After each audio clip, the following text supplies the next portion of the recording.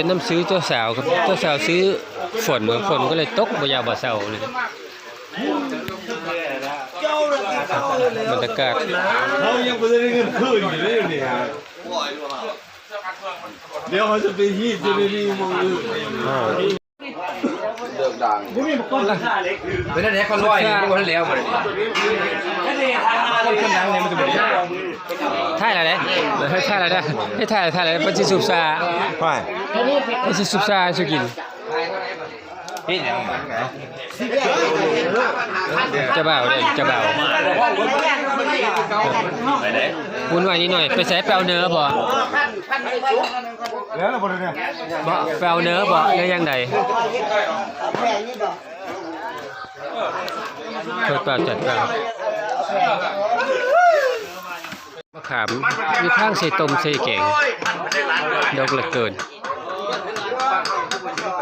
นี่เอาไปได้ครับบรรยากาศงานดองครับ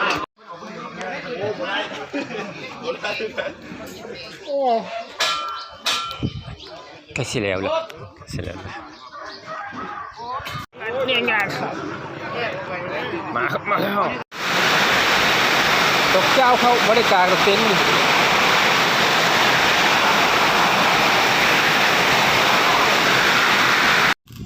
มันเป็นเทศกาลปีใหม่มันเป็นเทศกาลผู้โอ๊ยเฟสติวัลมันเป็นเทศกาลเฟสติวัลไงนี่เทศกาลหมูจุ่มหมูกระทะลูกตะแคะ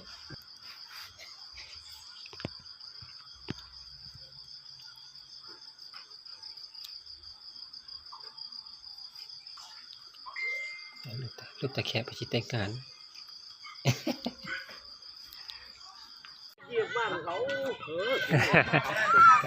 เตรียมโตแล้วครับงานดองเสียมัน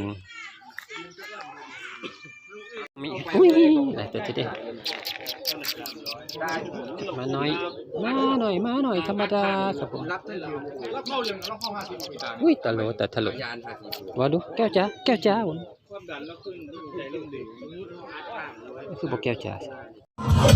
งานดองครับงานดอง